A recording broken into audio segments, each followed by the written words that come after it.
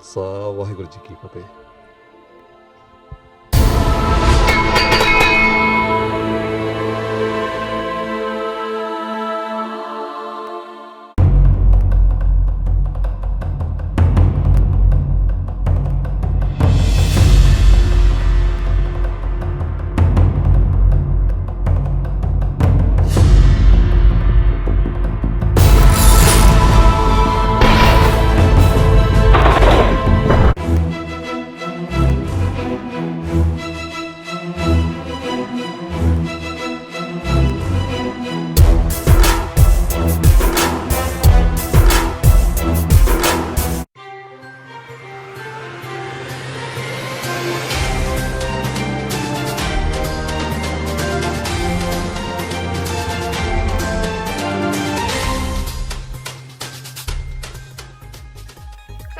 मैं हाँ सुप्रिया वर्मा ते तुसी सारे वेख रहे हो टीवी 84 खबरां दे बुलेटिन दी शुरुआत करन तो पहला नजर मारदे हां हेडलाइंस ते। नाभा जेल च कतल कीते गए डेरा प्रेमी महिंदरपाल बिट्टू दा होया अंतिम संस्कार। सरकार वालों डेरा प्रेमियां दी मंग मनन तो बाद बिट्टू दा कीता गया संस्कार। होवेगी कतल दी जुडिशियल जांच। बिट्टू दे कतल तो बाद पंजाब सरकार ने सूबे च अलर्ट जारी। मालवे ਦੇ ਕਈ ਜ਼ਿਲ੍ਹਿਆਂ ਦੇ ਵਿੱਚ ਪੈਰਾ ਮਿਲਟਰੀ ਫੋਰਸ ਨੂੰ ਕੀਤਾ ਗਿਆ ਤੈਨਾਤ। ਸੰਸਕਾਰ ਨਾ ਕਰਨ ਦੀ ਜਿੱਦ ਤੇ ਅੜੇ ਹੋਏ ਸਨ ਪ੍ਰੇਮੀ। ਦਵਿੰਦਰ ਬੰਬੀਹਾ ਗੈਂਗਸਟਰ ਗਰੁੱਪ ਨੇ ਲਈ ਬਿੱਟੂ ਦੇ ਕਤਲ ਦੀ ਜ਼ਿੰਮੇਵਾਰੀ। ਦੋਹਾਂ ਦੋਸ਼ੀਆਂ ਦੀ ਹਿਮਾਇਤ ਕਰਨ ਦਾ ਕੀਤਾ ਐਲਾਨ। ਕਿਹਾ ਦੋਹਾਂ ਦੋਸ਼ੀਆਂ ਨਾਲ ਧੱਕਾ ਕਰਨ ਬਾਰੇ ਨਾ ਸੋਚੇ ਸਰਕਾਰ। ਆਮ ਆਦਮੀ ਪਾਰਟੀ ਨੇ ਕਿਹਾ ਕਤਲ ਦੀ ਹੋਵੇਗੀ ਜਾਂਚ। ਪੰਜਾਬ ਦੇ ਵਿੱਚ ਮਹਿੰਗੀ ਬਿਜਲੀ ਤੇ ਆਮ ਆਦਮੀ ਪਾਰਟੀ ਨੇ ਅੰਦੋਲਨ ਵਿੱਢਿਆ। ਜ਼ਿਲ੍ਹਿਆਂ ਦੇ ਡਿਪਟੀ ਕਮਿਸ਼ਨਰ ਰਾਹੀਂ ਮੁੱਖ ਮੰਤਰੀ ਨੂੰ ਭੇਜੇ ਮੰਗ ਪੱਤਰ। ਪੁੱਛਿਆ ਪੰਜਾਬ ਦੇ ਵਿੱਚ ਬਿਜਲੀ ਸਭ ਸੂਬਿਆਂ ਤੋਂ ਮਹਿੰਗੀ ਕਿਉਂ? ਬਿਜਲੀ ਦੇ ਰੇਟ ਘੱਟ ਕਰਨ ਦੀ ਕੀਤੀ ਮੰਗ। ਤੇ ਕਿਸਾਨਾਂ ਨੂੰ ਫਸਲ ਦੀ ਸਿੱਧੀ ਅਦਾਇਗੀ ਨੂੰ ਲੈ ਕੇ ਕੇਂਦਰ ਸਰਕਾਰ ਦੀ ਸੂਬਾ ਸਰਕਾਰਾਂ ਨੂੰ ਸਖਤ ਹਿਦਾਇਤ। ਕਿਹਾ ਫਸਲ ਦੀ ਅਦਾਇਗੀ ਸਿੱਧੀ ਕਿਸਾਨ ਦੇ ਬੈਂਕ ਖਾਤੇ 'ਚ ਹੋਵੇ। ਪੰਜਾਬ ਦੇ ਫੂਡ ਐਂਡ ਸਪਲਾਈ ਮੰਤਰੀ ਭਾਰਤ ਭੂਸ਼ਣ ਆਸ਼ੂ ਵੱਲੋਂ ਆੜ੍ਹਤੀਆਂ ਨਾਲ ਕੀਤੀ ਗਈ ਮੀਟਿੰਗ। ਤੇ ਹੁਣ ਖਬਰਾਂ ਵਿਸਤਾਰ ਦੇ ਨਾਲ। ਡੇਰਾ ਪ੍ਰੇਮੀਆਂ ਤੇ ਜ਼ਿਲ੍ਹਾ ਪ੍ਰਸ਼ਾਸਨ ਦੀ ਬਣੀ ਕਮੇਟੀ ਦੇ ਆਪਸੀ ਸਮਝੌਤੇ ਤੋਂ ਬਾਅਦ ਨਾਭਾ ਜੇਲ੍ਹ ਦੇ ਵਿੱਚ ਕਤਲ ਕੀਤੇ ਗਏ ਡੇਰਾ ਪ੍ਰੇਮੀ महिंदरपाल ਬਿੱਟੂ ਦਾ ਅੰਤਿਮ ਸੰਸਕਾਰ ਕਰ ਦਿੱਤਾ ਗਿਆ ਹੈ। महिंदरपाल ਦੇ ਵੱਡੇ ਪੁੱਤਰ ਅਮਰਿੰਦਰ ਨੇ ਉਹਨਾਂ ਦੀ ਚਿਤਾ ਨੂੰ ਅਗਨੀ ਭੇਟ ਕੀਤੀ। ਡੇਰਾ ਪ੍ਰੇਮੀਆਂ ਨੂੰ ਸੰਬੋਧਨ ਕਰਦਿਆਂ ਫਰੀਦਕੋਟ ਦੇ ਡੀਸੀ ਨੇ ਕਿਹਾ ਕਿ महिंदरपाल ਦੇ ਕਤਲ ਦੀ ਜਾਂਚ ਉੱਚ ਪੱਧਰੀ ਕਮੇਟੀ ਵੱਲੋਂ ਕੀਤੀ ਜਾਵੇਗੀ। ਤੁਹਾਨੂੰ ਦੱਸ ਦਈਏ ਕਿ ਲੰਗੀ 22 ਜੂਨ ਨੂੰ ਬਰਗਾੜੀ ਕਾਂਡ ਦਾ ਮੁੱਖ ਮੁਲਜ਼ਮ महिंदरपाल ਬਿੱਟੂ ਨੂੰ ਜੇਲ੍ਹ ਦੇ ਵਿੱਚ ਬੰਦ ਦੋ ਕੈਦੀਆਂ ਗੁਰਸੇਵਕ ਸਿੰਘ ਤੇ ਮਨਿੰਦਰ ਸਿੰਘ ਨੇ ਬਿੱਟੂ ਦੇ ਸਿਰ ਤੇ ਲੋਹੇ ਦੀ ਰਾੜ ਦੇ ਨਾਲ ਹਮਲਾ ਕਰ ਦਿੱਤਾ। ਇਸ ਹਮਲੇ ਕਾਰਨ ਉਹ ਗੰਭੀਰ ਤੌਰ ਤੇ ਜ਼ਖਮੀ ਹੋ ਗਿਆ, ਜਿਸ ਕਾਰਨ ਜੇਲ੍ਹ ਪ੍ਰਸ਼ਾਸਨ ਉਸ ਨੂੰ ਸਿਵਲ ਹਸਪਤਾਲ ਨਾਭਾ ਲੈ ਆਏ, ਜਿੱਥੇ ਡਾਕਟਰਾਂ ਨੇ ਉਸ ਨੂੰ ਮ੍ਰਿਤਕ ਐਲਾਨ ਕਰ ਦਿੱਤਾ। ਪੁਲਿਸ ਨੇ ਦੋਵਾਂ ਕੈਦੀਆਂ ਮਨਿੰਦਰ ਸਿੰਘ ਵਾਸੀ ਪਿੰਡ ਪਗੜਾਨਾ ਜ਼ਿਲ੍ਹਾ ਫਤਿਹਗੜ੍ਹ ਸਾਹਿਬ ਤੇ ਗੁਰਸੇਵਕ ਸਿੰਘ ਪਿੰਡ ਚੋਰਹੇੜੀ ਜ਼ਿਲ੍ਹਾ ਮੋਹਾਲੀ ਨੂੰ ਮੁੜ ਕਾਬੂ ਕਰਕੇ ਉਹਨਾਂ ਖਿਲਾਫ ਕਤਲ ਦਾ ਕੇਸ ਦਰਜ ਕਰ ਦਿੱਤਾ ਹੈ। ਭਾਵੇਂ ਪੁਲਿਸ ਨੇ महिंदरपाल ਦੇ ਦੋਹਾਂ ਦੋਸ਼ੀ ਕੈਦੀਆਂ ਵਿਰੁੱਧ ਮਾਮਲਾ ਦਰਜ ਕਰਕੇ 5 ਦਿਨ ਦਾ ਰਿਮਾਂਡ ਹਾਸਲ ਕਰ ਲਿਆ ਹੈ, ਪਰ ਇਸ ਕਤਲ ਕਾਰਨ ਜੇਲ੍ਹ ਦੇ ਵਿੱਚ ਤਣਾਅ ਬਣਿਆ ਹੋਇਆ ਹੈ ਅਤੇ ਇਸ ਦੇ ਮੱਦੇਨਜ਼ਰ ਜੇਲ੍ਹ ਤੇ ਪੰਜਾਬ ਵਿੱਚ ਕਈ ਥਾਈਂ ਪੈਰਾ ਮਿਲਟਰੀ ਫੋਰਸ ਨੂੰ ਬੁਲਾ ਕੇ ਤੈਨਾਤ ਕਰ ਦਿੱਤਾ ਗਿਆ ਹੈ। ਇਸ ਤੋਂ ਇਲਾਵਾ ਪੰਜਾਬ ਦੇ ਕਈ ਡੇਰਿਆਂ ਵਿੱਚ ਪੁਲਿਸ ਤੈਨਾਤ ਕਰ ਦਿੱਤੀ ਗਈ ਹੈ। ਦੱਸਣਯੋਗ ਹੈ ਕਿ महिंदरपाल ਸਿੰਘ ਬਿੱਟੂ ਦੇ ਪਰਿਵਾਰਕ ਮੈਂਬਰਾਂ ਨੇ ਅੰਤਿਮ ਸੰਸਕਾਰ ਉਦੋਂ ਤੱਕ ਨਾ ਕਰਨ ਦੀ ਸ਼ਰਤ ਰੱਖੀ ਸੀ ਜਦੋਂ ਤੱਕ ਕਿ ਮਾਮਲੇ ਦੀ ਜੁਡੀਸ਼ੀਅਲੀ ਜਾਂਚ ਕਰਨ ਦੀ ਹਾਮੀ ਨਹੀਂ ਪਾਈ ਜਾਂਦੀ। ਇਸ ਪੂਰੇ ਘਟਨਾਕ੍ਰਮ ਦੇ ਚੱਲਦਿਆਂ ਪੂਰੇ ਪੰਜਾਬ ਦੇ ਵਿੱਚ ਅਲਰਟ ਜਾਰੀ ਕੀਤਾ ਗਿਆ ਤਾਂ ਕਿ ਕੋਈ ਵੀ ਅਣਸੁਖਾਵੀ ਘਟਨਾ ਨਾ ਵਾਪਰ ਸਕੇ।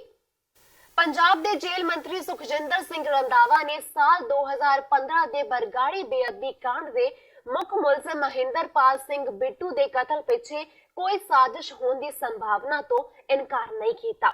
ਰੰਧਾਵਾ ਨੇ ਕਿਹਾ ਕਿ ਹੁਣ ਇਸ ਮਾਮਲੇ ਦੀ ਜਾਂਚ ਚੱਲ ਰਹੀ ਹੈ ਕਿ ਬਿੱਟੂ ਦੇ ਕਤਲ ਦੀ ਸਾਜ਼ਿਸ਼ ਜੇਲ੍ਹ ਤੋਂ ਬਾਹਰ ਘੜੀ ਗਈ ਸੀ। ਰੰਧਾਵਾ ਅੱਜ ਪੰਜਾਬ ਭਵਨ ਵਿਖੇ ਮਾਸਟਰ ਤਾਰਾ ਸਿੰਘ ਦੀ ਜਨਮ ਵਰ੍ਹੇਗੰਢ ਦੇ ਜਸ਼ਨ ਮਨਾਉਣ ਲਈ ਰੱਖੇ ਇੱਕ ਸਮਾਰੋਹ ਵਿੱਚ ਸ਼ਿਰਕਤ ਵਾਸਤੇ ਆਏ ਸਨ। ਰੰਧਾਵਾ ਨੇ ਕਿਹਾ ਕਿ ਸੈਟ ਨੇ ਛੇਤੀ ਹੀ ਬਿੱਟੂ ਤੋਂ ਪੁੱਛਗਿੱਛ ਕਰਨੀ ਸੀ। ਉਹਨਾਂ ਨੇ ਦੱਸਿਆ ਕਿ ਉਹਨਾਂ ਨੇ ਮੁੱਖ ਮੰਤਰੀ ਕੈਪਟਨ ਅਮਰਿੰਦਰ ਸਿੰਘ ਨੂੰ ਬੇਨਤੀ ਕੀਤੀ ਹੈ ਕਿ ਇਸ ਮਾਮਲੇ ਦੀ ਤਹਿ ਤੱਕ ਜਾਇਆ ਜਾਵੇ। ਜੇਲ੍ਹ ਮੰਤਰੀ ਨੇ ਅੱਗੇ ਕਿਹਾ ਕਿ ਜੇ ਦੋਵੇਂ ਦੋਸ਼ੀਆਂ ਮਨਿੰਦਰ ਸਿੰਘ ਤੇ ਗੁਰਸੇਵਕ ਸਿੰਘ ਨੇ ਬਿੱਟੂ ਦਾ ਕਤਲ ਸ੍ਰੀ ਗੁਰੂ ਗ੍ਰੰਥ ਸਾਹਿਬ ਦੀ ਬੇਅਦਬੀ ਦਾ ਬਦਲਾ ਲੈਣ ਲਈ ਕੀਤਾ ਹੈ ਤਾਂ ਮੈਂ ਇਹੋ ਆਖਾਂਗਾ ਕਿ ਉਹਨਾਂ ਨੇ ਕੁਝ ਵੀ ਸ਼ਲਾਘਾਯੋਗ ਨਹੀਂ ਕੀਤਾ। ਉਹਨਾਂ ਨੇ ਨਾ ਸਿਰਫ ਬਿੱਟੂ ਦਾ ਕਤਲ ਕਰ ਦਿੱਤਾ ਹੈ ਸਗੋਂ ਉਹਨਾਂ ਨੇ ਉਹ ਮੁੱਖ ਸੁਰਾਖ ਹੀ ਖਤਮ ਕਰਕੇ ਰੱਖ ਦਿੱਤਾ ਹੈ ਜਿਸ ਦੀ ਮਦਦ ਦੇ ਨਾਲ ਜਾਂਚ ਕਰਨ ਲਈ ਵਿਸ਼ੇਸ਼ ਟੀਮ ਨੇ ਇਹ ਪਤਾ ਲਾਉਣ ਦਾ ਯਤਨ ਕਰਨਾ ਸੀ ਕਿ ਆਖਰ ਬੇਅਦਬੀ ਦੀ ਸਾਜ਼ਿਸ਼ ਰਚੀ ਕਿਸਨੇ ਸੀ। ਕੋਈ ਕਨਸਪੀਰੇਸੀ ਥਿਊਰੀ ਲੱਗ ਰਹੀ ਹੈ ਤੁਹਾਨੂੰ 90 ਵਾਲੇ ਦੇ ਵਿੱਚ? ਵੇਖੋ, ਮੈਂ ਜਿਹੜੀ ਕੱਲ ਉੱਥੇ ਵਿਜ਼ਿਟ ਕਰਕੇ ਆਇਆ ਉਹਨਾਂ ਕੋਲ ਮੈਂ ਪੁੱਛਿਆ ਜਿਹੜੇ ਪ੍ਰੇਮੀ ਸੀ ਕਿ ਬਾਕੀ ਵੀ ADGP ਸਾਡੇ ਜੇਲ੍ਹ ਔਰ ਜਿਹੜੇ secretary principal secretary home prison ਜਿਹੜੇ ਇਹਨਾਂ ਨੇ ਵਿਜ਼ਿਟ ਕੀਤੀ ਹੈ ਉਹਨਾਂ 'ਚ ਜਿਹੜੀ ਕੋਈ ਇਹ ਇਨਫੋਰਮੇਸ਼ਨ ਲਈ ਗਈ ਆ ਉਹਦੇ 'ਚ ਇਹ ਹੈ ਕਿ ਕੋਈ ਪਲਾਨਡ ਨਹੀਂ ਸੀ, ਅਨਪਲਾਨਡ ਸੀਗਾ। ਉਹਨਾਂ ਦਾ ਜਿਹੜਾ ਰਸਤਾ ਐਕਚੁਅਲੀ ਜਿਹੜਾ ਇੱਕ ਸਾਈਡ ਤੋਂ ਜਾਣ ਵਾਲਾ ਸੀ ਉਹਦੀ ਰਿਪੇਅਰ ਚੱਲ ਰਹੀ ਸੀ, ਟਾਈਲਾਂ ਲੱਗੀਆਂ ਸੀ ਉਹ ਕਮਰੇ 'ਚ, ਕਿਉਂਕਿ ਇਹਨਾਂ ਨੂੰ ਬਿਲਕੁਲ ਇੱਕੋ ਦਿਨ ਸੈਟਰਡੇ ਦੇ ਸੈਟਰਡੇ ਇਹਨਾਂ ਦੀ ਮੁਲਾਕਾਤ ਹੁੰਦੀ ਸੀ ਔਰ ਜਿਹੜੀ 1 ਤੋਂ 2:30 ਵਜੇ ਤੱਕ। ਉਹਦੇ ਬਾਅਦ ਜਿਹੜਾ ਉਹ ਗਿਆ ਜਿਹੜੇ ਇੱਕ ਜਿਹੜਾ ਅੰਦਰ ਸੀ ਪੈਸਕੋ ਵਾਲਾ ਉਹ ਨਾਲ ਚੱਲ ਪਿਆ ਤੇ ਜਿਹੜਾ ਬਾਹਰ ਖੜਾ ਸੀ ਉਹਨੇ ਕਿਹਾ ਕਿ ਤੁਸੀਂ ਬਾਹਰ ਨਹੀਂ ਜਾ ਸਕਦੇ, ਵਾਪਸ ਚਲੋ। ਬਸ ਉਹ ਜਿਹੜਾ 1.5-2 ਮਿੰਟ ਦਾ ਵਿੱਚ ਜਿਹੜਾ ਸਾਰਾ ਕੁਝ ਇਨਸੀਡੈਂਟ ਹੋ ਗਿਆ ਤੇ ਉਹਦੀ ਜਿਹੜੀ ਇਨਕੁਆਇਰੀ ਚੱਲ ਰਹੀ ਹੈ ADGP ਜਿਹੜੇ ਜੇਲ੍ਹ ਨੇ ਉਹ ਕੱਲ ਤੱਕ ਰਿਪੋਰਟ ਜਿਹੜੀ ਸਾਰੀ ਸਬਮਿਟ ਕਰ ਦੇਣਗੇ। ਆਮ ਆਦਮੀ ਪਾਰਟੀ ਨੇ ਵੀ ਬੇਅਦਬੀ ਮਾਮਲੇ ਦੇ ਮੁੱਖ ਮੁਲਜ਼ਮ ਡੇਰਾ ਪ੍ਰੇਮੀ ਮਹਿੰਦਰਪਾਲ ਬਿੱਟੂ ਦੀ ਨਾਭਾ ਜੇਲ੍ਹ ਦੇ ਵਿੱਚ ਹੱਤਿਆ ਪਿੱਛੇ ਵੱਡੀ ਸਾਜ਼ਿਸ਼ ਦਾ ਖਦਸ਼ਾ ਜਤਾਇਆ ਹੈ। ਪਾਰਟੀ ਪ੍ਰਧਾਨ ਭਗਵੰਤ ਮਾਨ, ਵਿਰੋਧੀ ਧਿਰ ਦੇ ਨੇਤਾ ਹਰਪਾਲ ਸਿੰਘ ਚੀਮਾ, ਵਿਧਾਇਕ ਅਮਨ ਅਰੋੜਾ ਤੇ ਹਰਚੰਦ ਸਿੰਘ ਬਰਸਟ ਨੇ ਇਸ ਵਾਰਦਾਤ ਦੀ ਪੰਜਾਬ ਤੇ ਹਰਿਆਣਾ ਹਾਈ ਕੋਰਟ ਦੇ ਮੌਜੂਦਾ ਜੱਜ ਤੋਂ ਸਮਾਬੱਧ ਜਾਂਚ ਕਰਾਉਣ ਦੀ ਮੰਗ ਕੀਤੀ ਹੈ। ਆਪ ਲੀਡਰਾਂ ਨੇ ਕਿਹਾ ਕਿ ਨਾਭਾ ਦੀ ਸਭ ਤੋਂ ਸੁਰੱਖਿਅਤ ਕਹੀ ਜਾਂਦੀ ਜੇਲ੍ਹ ਅੰਦਰ ਬੰਦ ਬੇਅਦਬੀ ਮਾਮਲਿਆਂ ਦੇ ਨਾਲ ਸੰਬੰਧਿਤ ਮੁੱਖ ਮੁਲਜ਼ਮ ਦਾ ਕਤਲ ਹੋਣਾ ਸਾਧਾਰਨ ਮਾਮਲਾ ਨਹੀਂ ਹੈ। ਇਹ ਬੇਅਦਬੀ ਦੀਆਂ ਘਟਨਾਵਾਂ ਦੇ ਨਾਲ ਜੁੜੇ ਸਬੂਤਾਂ ਨੂੰ ਖਤਮ ਕਰਨ ਦੀ ਕੜੀ ਦਾ ਹਿੱਸਾ ਹੈ। ਦੂਜੇ ਪਾਸੇ ਕਾਨੂੰਨ ਵਿਵਸਥਾ ਦੇ ਲਿਹਾਜ਼ ਤੋਂ ਜੰਗਲ ਰਾਜ ਬਣੇ ਪੰਜਾਬ ਦੀ ਅਸਲੀਅਤ ਬਿਆਨ ਕਰਨ ਵਾਲੀ ਘਟਨਾ ਹੈ ਕਿਉਂਕਿ ਜੇਲ੍ਹਾਂ ਨੂੰ ਸਭ ਤੋਂ ਸੁਰੱਖਿਅਤ ਜਗ੍ਹਾ ਮੰਨਿਆ ਜਾਂਦਾ ਹੈ। ਆਪ ਆਗੂਆਂ ਨੇ ਕਿਹਾ ਕਿ ਬੇਅਦਬੀ ਦੀਆਂ ਘਟਨਾਵਾਂ ਦੇ ਨਾਲ ਕਰੋੜਾਂ ਲੋਕਾਂ ਦੀਆਂ ਧਾਰਮਿਕ ਸਮਾਜਿਕ ਭਾਵਨਾਵਾਂ ਜੁੜੀਆਂ ਹੋਈਆਂ ਹਨ। ਸਮੁੱਚੀ ਸੰਗਤ ਜਲਦੀ ਇਨਸਾਫ ਤੇ ਸਾਰੇ ਛੋਟੇ ਵੱਡੇ ਦੋਸ਼ੀਆਂ ਨੂੰ ਸਖਤ ਸਜ਼ਾਵਾਂ ਦੇਣ ਲਈ ਸਰਕਾਰ ਵੱਲ ਦੇਖ ਰਹੀ ਹੈ। ਪਰ ਪਹਿਲਾਂ ਅਕਾਲੀ ਭਾਜਪਾ ਸਰਕਾਰ ਤੇ ਫਿਰ 2.5 ਸਾਲਾਂ ਤੋਂ ਕੈਪਟਨ ਸਰਕਾਰ ਆਪਣੇ ਵਾਅਦਿਆਂ ਦਾਅਵਿਆਂ ਮੁਤਾਬਕ ਨਾ ਤਾਂ ਅਜੇ ਤੱਕ ਮੁੱਖ ਸਾਜ਼ਿਸ਼ਕਰਤਾਵਾਂ ਤੱਕ ਪਹੁੰਚ ਸਕੀ ਹੈ ਤੇ ਨਾ ਹੀ ਕੋਈ ਤੇਜ਼ੀ ਦਿਖਾ ਰਹੀ ਹੈ। ਨਾਭਾ ਜਿਹੜੀ ਸਿਕਿਉਰਿਟੀ ਜੇਲ੍ਹ ਆ, ਨਾਭਾ ਸਿਕਿਉਰਿਟੀ ਜੇਲ੍ਹ ਆ, ਬੜੀ ਤੱਕ ਜਿਹੜੀ ਹੈ ਹਾਈ ਸਿਕਿਉਰਿਟੀ ਜੇਲ੍ਹ ਆ, ਉਸ ਦੇ ਵਿੱਚ ਇਸ ਤਰ੍ਹਾਂ ਮਰਡਰ ਹੋ ਜਾਣਾ ਮੈਂ ਸਮਝਦਾ ਬਹੁਤ ਵੱਡੀ ਸਿਆਸੀ ਤੇ ਇੱਕ ਬਹੁਤ ਵੱਡੀ ਚਾਲ ਆ ਗਈ, ਬਹੁਤ ਡੂੰਘੀ ਸਾਜ਼ਿਸ਼ ਆ ਗਈ। ਇਸ ਡੂੰਘੀ ਸਾਜ਼ਿਸ਼ ਦਾ ਪਰਦਾਫਾਸ਼ ਕਰਨ ਦੇ ਲਈ ਮੇਰੀ ਮੰਗ ਆ ਗਈ ਪੰਜਾਬ ਸਰਕਾਰ ਤੋਂ ਕਿ ਤੁਰੰਤ ਇੱਕ ਹਾਈ ਕੋਰਟ ਦੇ ਸਿਟਿੰਗ ਜੱਜ ਦੀ ਜਿਹੜੀ ਆ ਕਮੇਟੀ ਬਣਾ ਕੇ ਉਹਦੇ ਤਹਿਤ ਜਾਂਚ ਹੋਣੀ ਚਾਹੀਦੀ। ਬੇਅਦਬੀ ਮਾਮਲੇ ਦੇ ਮੁੱਖ ਮੁਲਜ਼ਮ ਡੇਰਾ ਪ੍ਰੇਮੀ ਮਹਿੰਦਰਪਾਲ ਬਿੱਟੂ ਦੇ ਨਾਭਾ ਜੇਲ੍ਹ ਕਤਲ ਦੀ ਜ਼ਿੰਮੇਵਾਰੀ ਬੰਬੀਹਾ ਗਰੁੱਪ ਨੇ ਲੈ ਲਈ ਹੈ। ਗੈਂਗਸਟਰ ਬੰਬੀਹਾ ਗਰੁੱਪ ਦੇ ਮੈਂਬਰ ਦਵਿੰਦਰ ਬੰਬੀਹਾ ਨੇ ਫੇਸਬੁੱਕ ਪੋਸਟ ਦੇ ਵਿੱਚ ਲਿਖਿਆ ਹੈ ਕਿ ਇਹ ਸਜ਼ਾ ਬਰਗਾੜੀ ਦੇ ਵਿੱਚ ਬੇਅਦਬੀ ਕਰਕੇ ਦਿੱਤੀ ਗਈ ਹੈ। ਪੋਸਟ ਦੇ ਵਿੱਚ ਜੇਲ੍ਹ ਤੇ ਪੁਲਿਸ ਅਧਿਕਾਰੀਆਂ ਨੂੰ ਦੋਵਾਂ ਨਾਲ ਕੋਈ ਵਧੀਕੀ ਨਾ ਕਰਨ ਦੀ ਚੇਤਾਵਨੀ ਵੀ ਦਿੱਤੀ ਗਈ ਹੈ। ਬਲਾਤਕਾਰ ਤੇ ਕਤਲ ਦੇ ਦੋਸ਼ੀ ਤੇ ਹਰਿਆਣਾ ਦੀ ਸੁਨਾਰਿਆ ਜੇਲ੍ਹ ਦੇ ਵਿੱਚ ਸਜ਼ਾ ਯਾਫਤਾ ਡੇਰਾ ਸਿਰਸਾ ਦੇ ਮੁਖੀ ਗੁਰਮੀਤ ਰਾਮ ਰਹੀਮ ਤੇ ਹਰਿਆਣਾ ਸਰਕਾਰ ਮਿਹਰਬਾਨ ਜਾਪਦੀ ਹੈ। ਡੇਰਾ ਮੁਖੀ ਜੇਲ੍ਹ ਤੋਂ ਬਾਹਰ ਆ ਸਕਦਾ ਹੈ। ਇਸ ਲਈ ਜੇਲ੍ਹ ਪ੍ਰਸ਼ਾਸਨ ਨੇ ਉਸ ਦੀ ਪੈਰੋਲ ਅਰਜ਼ੀ ਤੇ ਕਾਗਜ਼ੀ ਕਾਰਵਾਈ ਓਕੇ ਕਰ ਦਿੱਤੀ ਹੈ। ਇਸ ਬਾਰੇ ਗੱਲਬਾਤ ਕਰਦਿਆਂ ਹਰਿਆਣਾ ਦੇ ਜੇਲ੍ਹ ਮੰਤਰੀ ਕ੍ਰਿਸ਼ਨ ਲਾਲ ਪੰਵਾਰ ਨੇ ਕਿਹਾ ਕਿ ਜੇਲ੍ਹ ਦੇ ਵਿੱਚ ਬਾਬਾ ਦਾ ਰਹਿਣ ਸਹਿਣ ਚੰਗਾ ਹੈ ਤੇ ਇਹ ਰਿਪੋਰਟ SP ਜੇਲ੍ਹਾਂ ਨੇ ਦਿੱਤੀ ਹੈ। ਬੇਸ਼ੱਕ ਪੰਵਾਰ ਜੇਲ੍ਹ ਮੰਤਰੀ ਹਨ ਪਰ ਰਾਮ ਰਹੀਮ ਦੀ ਪੈਰੋਲ ਅਰਜ਼ੀ ਤੇ ਆਖਰੀ ਫੈਸਲਾ ਕਮਿਸ਼ਨਰ ਦੇ ਉੱਤੇ ਸੁੱਟ ਦਿੱਤਾ ਹੈ। ਉਹਨਾਂ ਤੋਂ ਜਦ ਰਾਮ ਰਹੀਮ ਦੇ ਬਾਹਰ ਆਉਣ ਤੋਂ ਹਾਲਾਤ ਗੜਬੜਾਉਣ ਬਾਰੇ ਸਵਾਲ ਪੁੱਛਿਆ ਗਿਆ ਤਾਂ ਪੰਵਾਰ ਨੇ ਕਿਹਾ ਕਿ ਉਹਨਾਂ ਦਾ ਜੋ ਕੰਮ ਸੀ ਉਹਨਾਂ ਨੇ ਕਰ ਦਿੱਤਾ, ਬਾਕੀ ਜ਼ਿੰਮੇਵਾਰੀ ਹੁਣ ਸਿਵਲ ਤੇ ਪੁਲਿਸ ਪ੍ਰਸ਼ਾਸਨ ਦੀ ਹੈ। ਹਾਲਾਂਕਿ ਇਸ ਦੌਰਾਨ ਸਿਰਸਾ ਦੇ DSP ਤੇ SIT ਮੈਂਬਰ ਰਾਜੇਸ਼ ਕੁਮਾਰ ਨੇ ਦੱਸਿਆ ਕਿ ਉਹਨਾਂ ਮਾਲਿਆ ਵਿਭਾਗ ਤੋਂ ਰਾਮ ਰਹੀਮ ਦੀ ਖੇਤੀਯੋਗ ਜ਼ਮੀਨ ਦੇ ਵੇਰਵੇ ਮੰਗੇ ਹਨ, ਜਿਸ ਮਗਰੋਂ ਅੰਤਿਮ ਫੈਸਲਾ ਲਿਆ ਜਾਵੇਗਾ। ਉਧਰ ਪੱਤਰਕਾਰ ਰਾਮਚੰਦਰ ਛਤਰਪਤੀ ਦੇ ਪੁੱਤਰ ਅੰਸ਼ੁਲ ਨੇ ਪਿਤਾ ਦੇ ਕਾਤਲ ਰਾਮ ਰਹੀਮ ਨੂੰ ਪੈਰੋਲ ਤੋਂ ਰਿਹਾਈ ਦੇਣ ਦਾ ਵਿਰੋਧ ਕੀਤਾ ਹੈ। ਉਸਨੇ ਕਿਹਾ ਕਿ ਜੇਕਰ ਰਾਮ रहीम ਨੂੰ पैरोल मिलती है तो दंगे फैलन का खतरा है। चाहे राम रहीम है या नए कोई बंदी है, उसको 2 साल के बाद उसको पेरोल का अधिकार है। यदि जिसका आचरण सही रहे जेल के अंदर, तो हमारे सुप्रीटेंडेंट उन्होंने अपनी दरखास्त लगाई, तो सुप्रीटेंडेंट अपनी रिपोर्ट में ये कहा है कि ये इनका आचरण अंदर ठीक रहा है। इसके बाद फिर वो रिपोर्ट लोकल पुलिस को आएगी। कमिश्नर इसका फुल्ली कॉम्पिटेंट होता है, तो पुलिस की वेरिफिकेशन के बाद कमिश्नर के पास जाएगी, तो फाइनल कमिश्नर करता है भी इसको पेरोल देनी है नहीं देनी। सर सही रहेगा जो लॉ एंड ऑर्डर, क्योंकि ये मामला सब जुडिस है, उसके बाद पुलिस एडमिनिस्ट्रेशन कमिश्नर जेल विभाग का जो काम था हमने किया है, लेकिन आगे पुलिस का सिविल कमिश्नर का काम है। ਤੇ ਹੁਣ ਵੇਲਾ ਇੱਕ ਛੋਟੇ ਜਿਹੇ ਬ੍ਰੇਕ ਤੋਂ ਬਾਅਦ ਖਬਰਾਂ ਦਾ ਸਿਲਸਿਲਾ ਇਸੇ ਤਰ੍ਹਾਂ ਜਾਰੀ ਰਹੇਗਾ ਤੇ ਤੁਸੀਂ ਵੇਖਦੇ ਰਹੋ ਟੀਵੀ 84।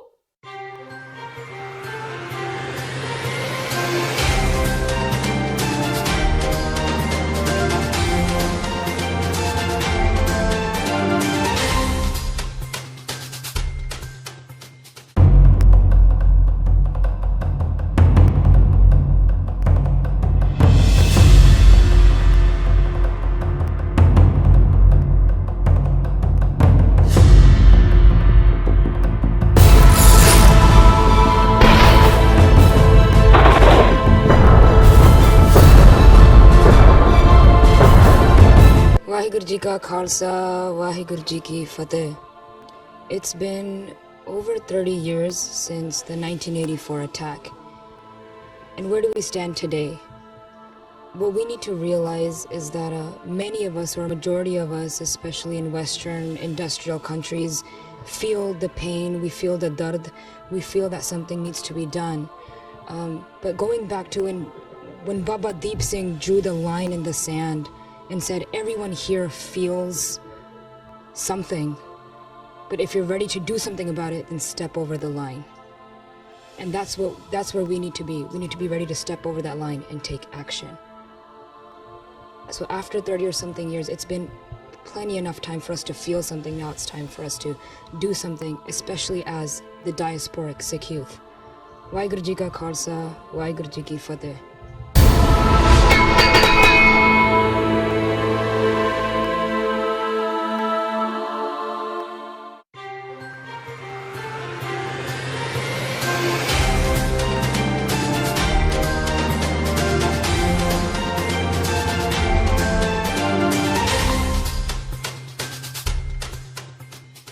ब्रेक तो बाद ਤੁਹਾਡੇ ਸਾਰਿਆਂ ਦਾ ਸਵਾਗਤ ਹੈ ਤੇ ਖਬਰਾਂ ਦਾ ਸਿਲਸਿਲਾ ਇਸੇ ਤਰ੍ਹਾਂ ਜਾਰੀ ਹੈ। ਪੰਜਾਬ ਦੇ ਵਿੱਚ ਮਹਿੰਗੀ ਬਿਜਲੀ ਦੇ ਮੁੱਦੇ ਤੇ ਆਮ ਆਦਮੀ ਪਾਰਟੀ ਨੇ ਅੰਦੋਲਨ ਵਿੱਢ ਦਿੱਤਾ ਹੈ। ਅੰਦੋਲਨ ਦੇ ਪਹਿਲੇ ਪੜਾਅ ਤਹਿਤ ਜ਼ਿਲ੍ਹਿਆਂ ਦੇ ਡਿਪਟੀ ਕਮਿਸ਼ਨਰ ਰਾਹੀਂ ਮੁੱਖ ਮੰਤਰੀ ਕੈਪਟਨ ਅਮਰਿੰਦਰ ਸਿੰਘ ਨੂੰ ਮੰਗ ਪੱਤਰ ਸੌਂਪਣ ਦਾ ਸਿਲਸਿਲਾ ਸ਼ੁਰੂ ਕੀਤਾ ਹੈ। ਅੱਜ ਵਿਰੋਧੀ ਧਿਰ ਦੇ ਨੇਤਾ ਹਰਪਾਲ ਸਿੰਘ ਚੀਮਾ ਦੀ ਅਗਵਾਈ ਹੇਠ ਪਹਿਲਾਂ ਲੁਧਿਆਣਾ ਤੇ ਫਿਰ ਮੋਹਾਲੀ ਵਿੱਚ ਪਾਰਟੀ ਵਰਕਰਾਂ ਨਾਲ ਬੈਠਕਾਂ ਕੀਤੀਆਂ ਗਈਆਂ। ਇਸ ਤੋਂ ਬਾਅਦ ਮੋਹਾਲੀ ਤੇ ਲੁਧਿਆਣਾ ਦੀ ਲੀਡਰਸ਼ਿਪ ਨੇ ਆਪਣੇ ਡਿਪਟੀ ਕਮਿਸ਼ਨਰ ਨੂੰ ਮੰਗ ਪੱਤਰ ਸੌਂਪ ਕੇ ਪੰਜਾਬ ਦੇ ਲੋਕਾਂ ਨੂੰ ਸਸਤੀ ਬਿਜਲੀ ਮੁਹੱਈਆ ਕਰਨ ਦੀ ਮੰਗ ਪੰਜਾਬ ਸਰਕਾਰ ਨੂੰ ਭੇਜੀ। ਇਸ ਦੇ ਨਾਲ ਹੀ ਪਿਛਲੀ ਬਾਦਲ ਸਰਕਾਰ ਵੱਲੋਂ ਪ੍ਰਾਈਵੇਟ ਥਰਮਲ ਪਲਾਂਟਾਂ ਨਾਲ ਕੀਤੇ ਮਹਿੰਗੀ ਬਿਜਲੀ ਖਰੀਦ ਸਮਝੌਤੇ ਤੁਰੰਤ ਰੱਦ ਕਰਨ ਦੀ ਮੰਗ ਵੀ ਉਠਾਈ। ਉਹਨਾਂ ਨੇ ਕਿਹਾ ਕਿ 2017 ਵਿਧਾਨ ਸਭਾ ਚੋਣਾਂ ਵਿੱਚ ਪੰਜਾਬ ਦੇ ਹਰ ਵਰਗ ਨੂੰ ਸਸਤੀ ਦਰਾਂ ਉੱਤੇ ਬਿਜਲੀ ਦੇਣ ਦਾ ਵਾਅਦਾ ਕੀਤਾ ਸੀ, ਪਰ ਸਰਕਾਰ ਬਾਕੀ ਵਾਅਦਿਆਂ ਦੇ ਤਰ੍ਹਾਂ ਇਸ ਤੋਂ ਵੀ ਮੁੱਕਰ ਗਈ ਹੈ।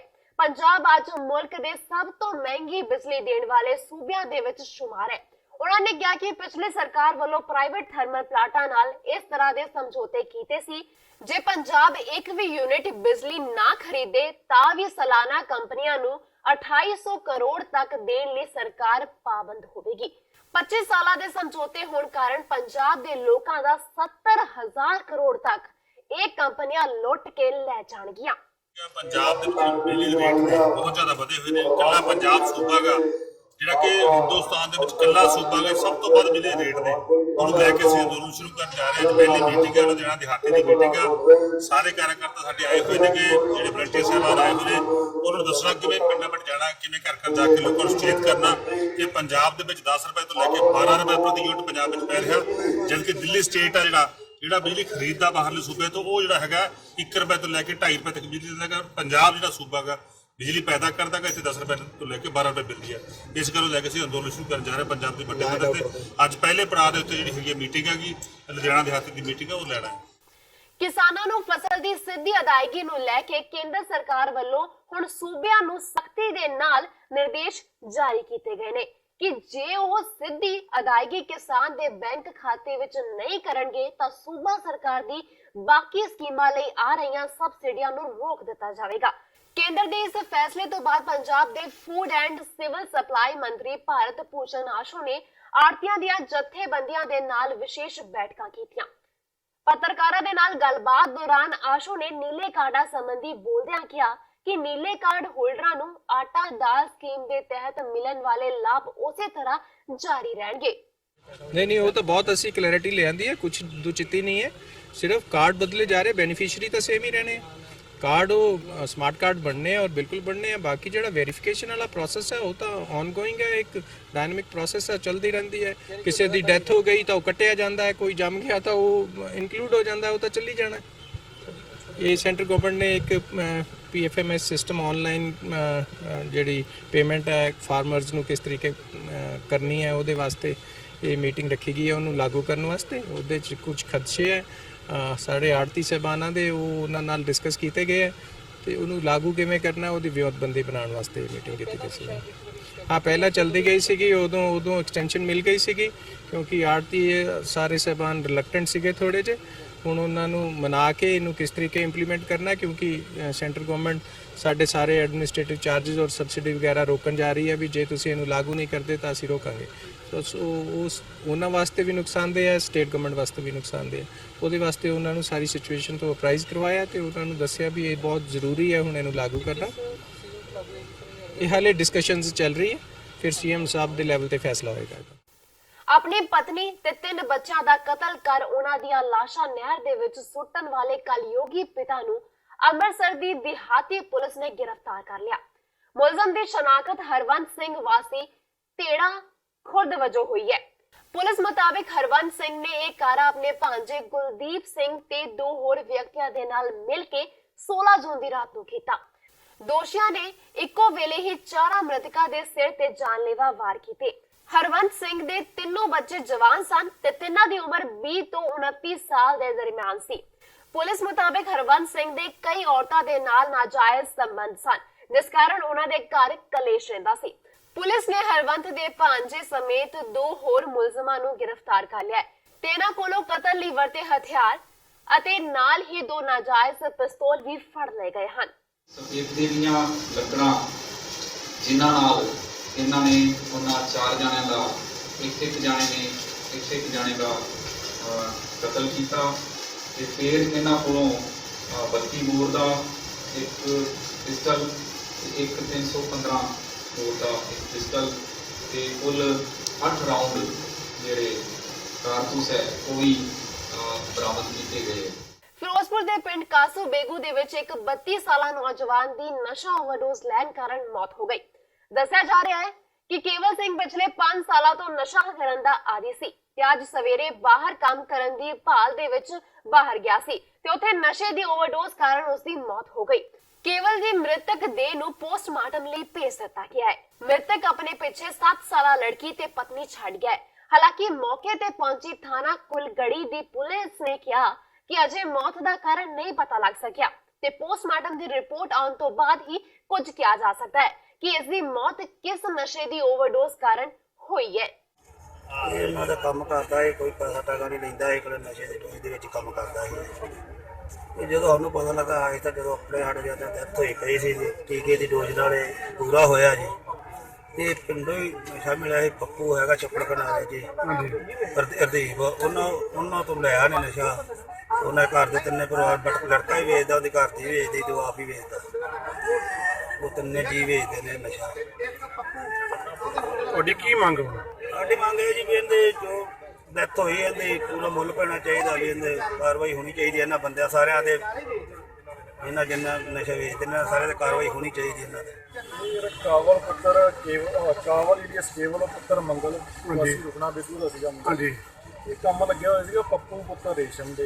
ਹਾਂਜੀ ਪਿਛਲੇ 10 ਦਿਨਾਂ ਤੋਂ ਉਹਨਾਂ ਦੇ ਕੰਮ ਕਰ ਰਿਹਾ ਸੀ। ਹਾਂਜੀ ਖੇਤ ਉਹਨਾਂ ਦੇ ਖਾਦ ਪਾ ਰਿਹਾ ਸੀਗਾ। ਠੀਕ ਹੈ ਜੀ। ਕਰੀਬ 4-5 ਏਕੜ ਨੂੰ ਇਹਨਾਂ ਨੇ ਖਾਦ ਪਾ ਲਈ ਸੀ। ਹਾਂਜੀ ਤੇ ਅੱਗੇ ਜਦੋਂ ਖਾਦ ਪਾਉਣ ਲੱਗਿਆ ਤੇ ਉੱਥੇ ਡਿੱਗ ਪਿਆ। ਕੋਈ ਪਤਾ ਲੱਗਾ ਸਰ ਕਿਸ ਤਰ੍ਹਾਂ ਦੀ ਮੌਤ ਹੋਈ? ਪੋਸਟਮਾਰਟਮ ਤੋਂ ਬਹੁਤ ਪਤਾ ਕਿੰਨੀ ਕੁ ਉਮਰ ਹੈ ਸਰ ਇਹਦੀ? ਇਹ ਹੈਗਾ ਜੀ 28 ਸਾਲ ਦਾ 28 ਸਾਲ ਦਾ। ਹੁਸ਼ਿਆਰਪੁਰ ਪੁਲਿਸ ਨੇ 2 ਮੁਟਿਆਰਾਂ ਨੂੰ ਗ੍ਰਿਫਤਾਰ ਕਰਨ ਦਾ ਦਾਅਵਾ ਕੀਤਾ ਹੈ ਜੋ ਰਾਹਗੀਰਾਂ ਤੋਂ ਲਿਫਟ ਲੈਣ ਤੋਂ ਬਾਅਦ ਉਹਨਾਂ ਦੀ ਅਸ਼ਲੀਲ ਵੀਡੀਓਜ਼ ਨੂੰ ਬਣਾ ਕੇ ਬਲੈਕਮੇਲ ਕਰਨ ਦਾ ਧੰਦਾ ਕਰਦੀਆਂ ਸਨ। ਇਹਨਾਂ ਕੁੜੀਆਂ ਦੇ ਨਾਲ ਉਹਨਾਂ ਦੇ 3 ਹੋਰ ਸਾਥੀ ਵੀ ਸ਼ਾਮਿਲ ਹਨ ਜੋ ਫਿਲਹਾਲ ਪੁਲਿਸ ਦੇ ਗ੍ਰਿਫਤ ਵਿੱਚੋਂ ਬਾਹਰ ਹਨ। ਦਰਅਸਲ ਗੜਸ਼ੰਕਰ ਦੇ ਰਹਿਣ ਵਾਲੇ 48 ਸਾਲਾ ਰਾਜਕੁਮਾਰ ਮੁਤਾਬਿਕ ਉਹਨਾਂ ਨੂੰ ਸੜਕ ਤੇ ਖੜੀ ਕੁੜੀ ਨੇ ਆਪਣੀ ਸਾਥਣ ਦੇ ਬਿਮਾਰ ਹੋਣ ਦੀ ਗੱਲ ਕਹਿ ਕੇ ਲਿਫਟ ਮੰਗ ਲਈ। ਰਾਜਕੁਮਾਰ ਨੇ ਦੋਵਾਂ ਨੂੰ ਕਾਰ ਦੇ ਵਿੱਚ ਬਿਠਾ ਲਿਆ ਤੇ ਉਹਨਾਂ ਦੇ ਪਿੰਡ ਵੱਲ ਵਧਣ ਲੱਗੇ। ਪੀੜਤ ਮੁਤਾਬਿਕ ਪਿੰਡ ਪਹੁੰਚ ਉਹਨਾਂ ਨੇ ਉਸ ਨੂੰ ਚਾਹ ਪਾਣੀ ਲਈ ਘਰ ਆਉਣ ਲਈ ਕਿਹਾ, ਜਿੱਥੇ ਪਹਿਲਾਂ ਤੋਂ ਮੌਜੂਦ ਉਹਨਾਂ ਦੇ 3 ਸਾਥੀਆਂ ਨੇ ਉਸ ਨਾਲ ਕੁੱਟਮਾਰ ਕੀਤੀ। ਪੁਲਿਸ ਨੇ ਦੱਸਿਆ ਕਿ ਉਹਨਾਂ ਰਾਜਕੁਮਾਰ ਦੇ ਕੱਪੜੇ ਉਤਾਰ ਦਿੱਤੇ ਤੇ ਅਸ਼ਲੀਲ ਵੀਡੀਓਜ਼ ਬਣਾ ਲਈਆਂ। ਇਸ ਤੋਂ ਬਾਅਦ ਉਹਨਾਂ ਨੇ ਉਸ ਤੋਂ 30,000 ਰੁਪਏ ਮੰਗੇ ਤੇ ਨਾ ਦੇਣ ਦੀ ਸੂਰਤ ਵਿੱਚ ਉਸ ਦੀ ਵੀਡੀਓਜ਼ ਸੋਸ਼ਲ ਮੀਡੀਆ ਤੇ ਵਾਇਰਲ ਕਰਨ ਦੀ ਧਮਕੀ ਵੀ ਦਿੱਤੀ। ਬਦਨਾਮੀ ਦੇ ਡਰੋਂ ਰਾਜਕੁਮਾਰ ਨੇ ਆਪਣੇ ਜਾਣਕਾਰ ਤੋਂ ਪੈਸੇ ਮੰਗਵਾ ਕੇ ਦਿੱਤੇ ਤੇ ਬਾਅਦ ਦੇ ਵਿੱਚ ਪੁਲਿਸ ਨੂੰ ਸ਼ਿਕਾਇਤ ਦਿੱਤੀ। ਸ਼ਿਕਾਇਤ ਤੇ ਕਾਰਵਾਈ ਕਰਦਿਆਂ ਪੁਲਿਸ ਨੇ 2 ਮੁਟਿਆਰਾਂ ਨੂੰ ਗ੍ਰਿਫਤਾਰ ਕਰ ਲਿਆ ਹੈ, ਪਰ ਉਹਨਾਂ ਦੇ 3 ਸਾਥੀ ਹਾਲੇ ਵੀ ਫਰਾਰ ਹਨ। ਪੁਲਿਸ ਨੇ ਇਹਨਾਂ ਦੀ ਅਦਾਲਤ ਤੋਂ ਰਿਮਾਂਡ ਹਾਸਲ ਕਰ ਲਿਆ ਹੈ ਤੇ ਹੋਰਨਾਂ ਠੱਗੀਆਂ ਦੀ ਜਾਣਕਾਰੀ ਹਾਸਲ ਕੀਤੀ ਜਾ ਰਹੀ ਹੈ।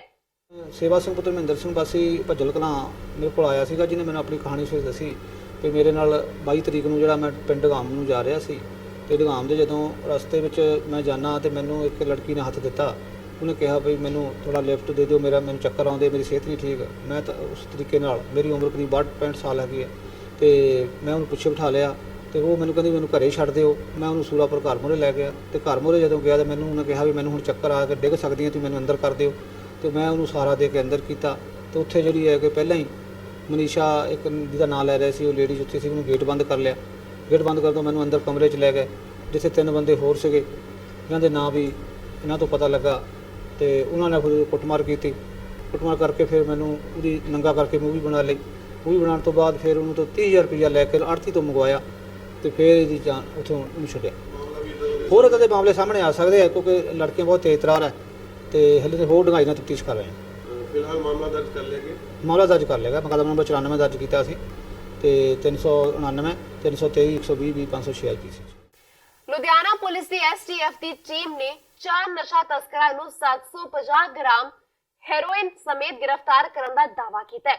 STF ਨੇ 2 ਸਕੇ ਭਰਾਵਾਂ ਨੂੰ 205 ਗ੍ਰਾਮ ਹੈਰੋਇਨ ਸਮੇਤ ਜਦੋਂ ਕਿ 2 ਹੋਰ ਤਸਕਰਾਂ ਨੂੰ 500 ਗ੍ਰਾਮ ਹੈਰੋਇਨ ਸਮੇਤ ਕਾਬੂ ਕੀਤਾ ਹੈ। ਪੁਲਿਸ ਨੇ ਦੋਸ਼ੀਆਂ ਖਿਲਾਫ ਮਾਮਲਾ ਦਰਜ ਕਰ ਲਿਆ ਹੈ। ਫੜੀ ਗਈ ਹੈਰੋਇਨ ਦੀ ਕੌਮਾਂਤਰੀ ਬਾਜ਼ਾਰ ਦੇ ਵਿੱਚ ਕੀਮਤ 3.5 ਕਰੋੜ ਤੋਂ ਜ਼ਿਆਦਾ ਦੱਸੀ ਜਾ ਰਹੀ ਹੈ।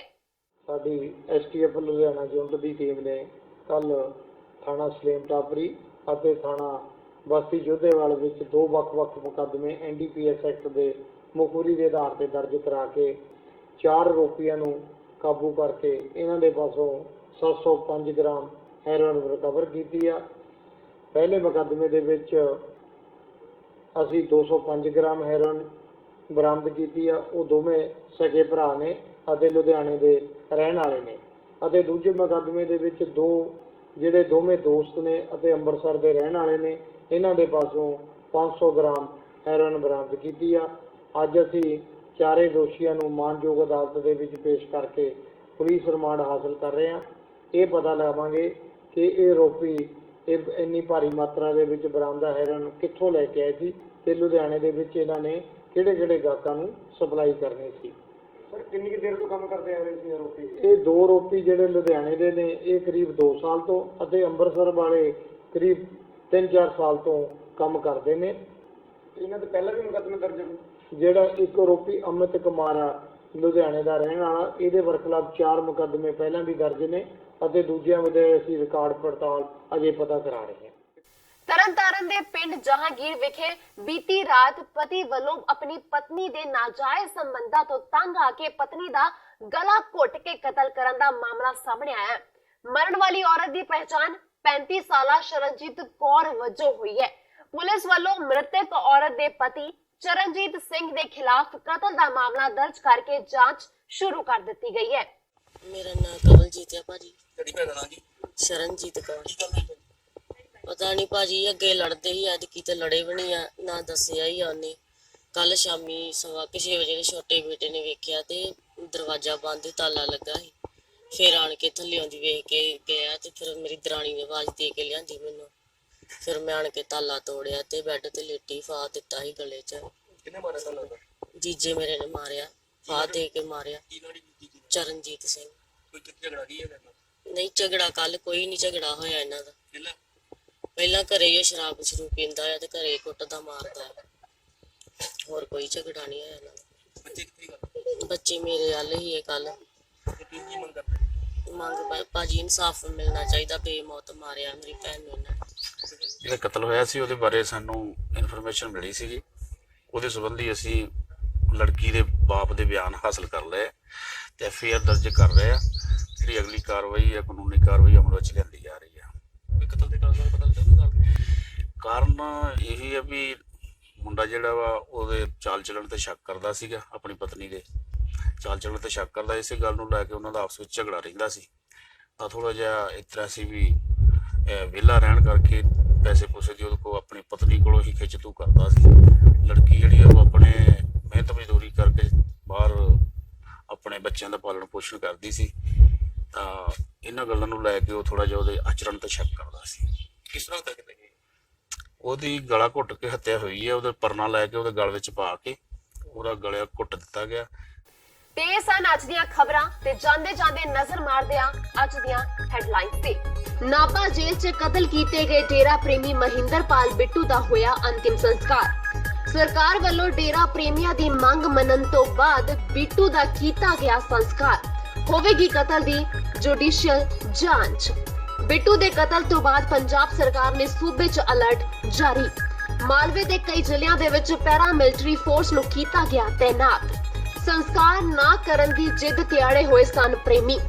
ਦਵਿੰਦਰ ਬੰਬੀਹਾ ਗੈਂਗਸਟਰ ਗਰੁੱਪ ਨੇ ਲਈ ਬਿੱਟੂ ਦੇ ਕਤਲ ਦੀ ਜ਼ਿੰਮੇਵਾਰੀ। ਦੋਹਾਂ ਦੋਸ਼ੀਆਂ ਦੀ ਹਿਮਾਇਤ ਕਰਨ ਦਾ ਕੀਤਾ ਐਲਾਨ। ਕਿਹਾ ਦੋਹਾਂ ਦੋਸ਼ੀਆਂ ਨਾਲ ਧੱਕਾ ਕਰਨ ਬਾਰੇ ਨਾ ਸੋਚੇ ਸਰਕਾਰ। ਆਮ ਆਦਮੀ ਪਾਰਟੀ ਨੇ ਕਿਹਾ ਕਤਲ ਦੀ ਹੋਵੇਗੀ ਜਾਂਚ। ਪੰਜਾਬ ਦੇ ਵਿੱਚ ਮਹਿੰਗੀ ਬਿਜਲੀ ਤੇ ਆਮ ਆਦਮੀ ਪਾਰਟੀ ਨੇ ਅੰਦੋਲਨ ਵਿੱਢਿਆ। ਜ਼ਿਲ੍ਹਿਆਂ ਦੇ ਡਿਪਟੀ ਕਮਿਸ਼ਨਰ ਰਾਹੀਂ ਮੁੱਖ ਮੰਤਰੀ ਨੂੰ ਭੇਜੇ ਮੰਗ ਪੱਤਰ। ਪੁੱਛਿਆ ਪੰਜਾਬ ਦੇ ਵਿੱਚ ਬਿਜਲੀ ਸਭ ਸੂਬਿਆਂ ਤੋਂ ਮਹਿੰਗੀ ਕਿਉਂ? ਬਿਜਲੀ ਦੇ ਰੇਟ ਘੱਟ ਕਰਨ ਦੀ ਕੀਤੀ ਮੰਗ। ਤੇ ਕਿਸਾਨਾਂ ਨੂੰ ਫਸਲ ਦੀ ਸਿੱਧੀ ਅਦਾਇਗੀ ਨੂੰ ਲੈ ਕੇ ਕੇਂਦਰ ਸਰਕਾਰ ਦੀ ਸੂਬਾ ਸਰਕਾਰਾਂ ਨੂੰ ਸਖਤ ਹਿਦਾਇਤ। ਕਿਹਾ ਫਸਲ ਦੀ ਅਦਾਇਗੀ ਸਿੱਧੀ ਕਿਸਾਨ ਦੇ ਬੈਂਕ ਖਾਤੇ 'ਚ ਹੋਵੇ। ਪੰਜਾਬ ਦੇ ਫੂਡ ਐਂਡ ਸਪਲਾਈ ਮੰਤਰੀ ਭਾਰਤ ਭੂਸ਼ਣ ਆਸ਼ੂ ਵੱਲੋਂ ਆੜ੍ਹਤੀਆਂ ਨਾਲ ਕੀਤੀ ਗਈ ਮੀਟਿੰਗ। ਤੇ ਇਸ ਦੇ ਨਾਲ ਹੀ ਅੱਜ ਦੇ ਖਬਰਾਂ ਦਾ ਬੁਲੇਟਿਨ ਖਤਮ ਹੁੰਦਾ ਹੈ। ਹੁਣ ਮੈਨੂੰ ਸੁਪ੍ਰਿਆ ਵਰਮਾ ਨੂੰ ਦਵੋ ਜਾਣ ਦੀ ਇਜਾਜ਼ਤ। ਸਤਿ ਸ਼੍ਰੀ ਅਕਾਲ।